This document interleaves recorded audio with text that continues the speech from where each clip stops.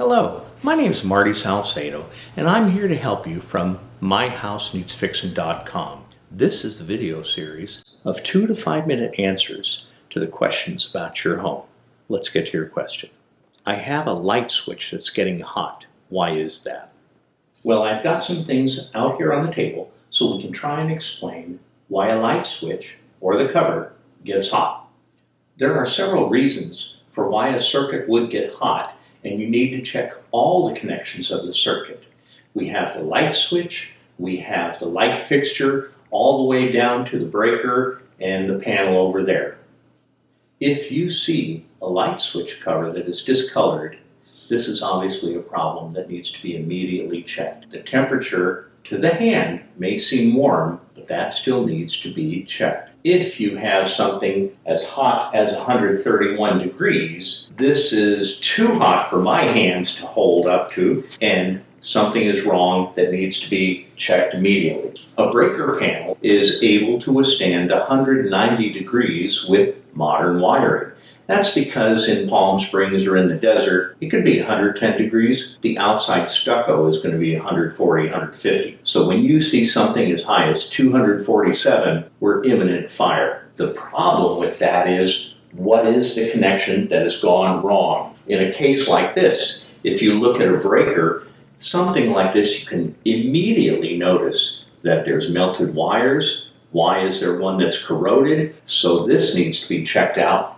But when it comes to breakers, if you do not take the breaker out, you may not be aware that it's the contact between the breaker and the bus bar that is arcing. Either way, it's a poor connection.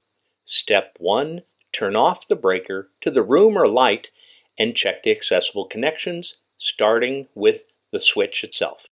Now, the old method is also still used, and what we do with that is you would take the wire and bend it to go around the screw.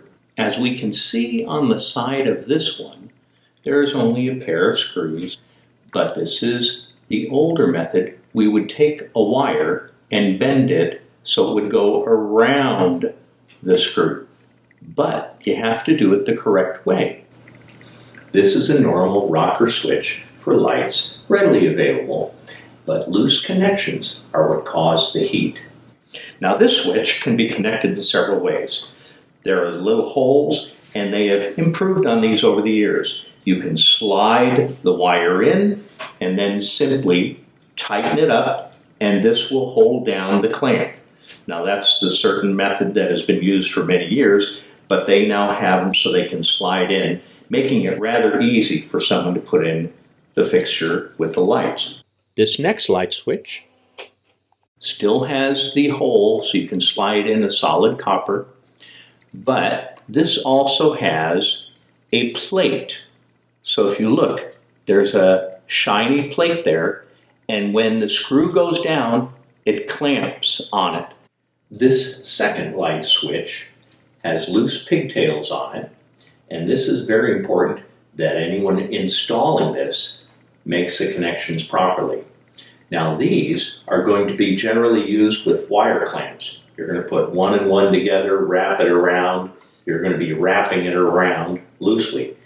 No, you're going to make it as tight as possible. When you have something like this that you mechanically twist, that is something that is not going to come apart. It's twisted, and there is contact all the way up and down the wire.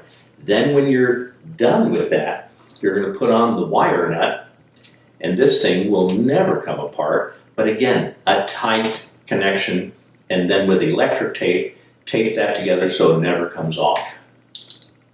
There is also another type of wire connector that I don't recommend. When we have these pigtail switches, there are certain connectors that have just a little piece of metal in there, and they're barely touching. What I mean by that is the wire is only going to be barely touching on top of it. But this is actually what they look like. This little guy, you slide the wire in, and it's only touching on the edge of that little piece of metal. Now, the original ones were just touching like this.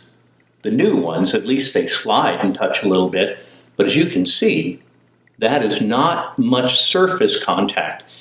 Never use these on plugs or the outlets. They may be used for light LEDs, but don't use them for outlets. Too much voltage trying to go through that microscopic contact area.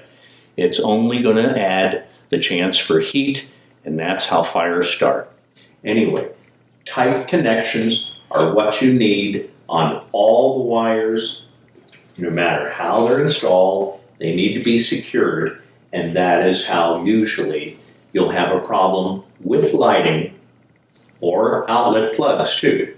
So if you see heat or have any questions, look into it quickly. Off the breaker, start checking the connections. The outlet or switch, the wires there, and then to the last receptacle. That could be the light fixture or all the way back to the breaker. You need to check them all. And don't forget to go to myhouseneedsfixing.com. A house is divided into 200 pages covering all the major systems and parts. There's over 4,000 photos in slideshows with captions and all that to explain how your house is supposed to work or what may be a problem.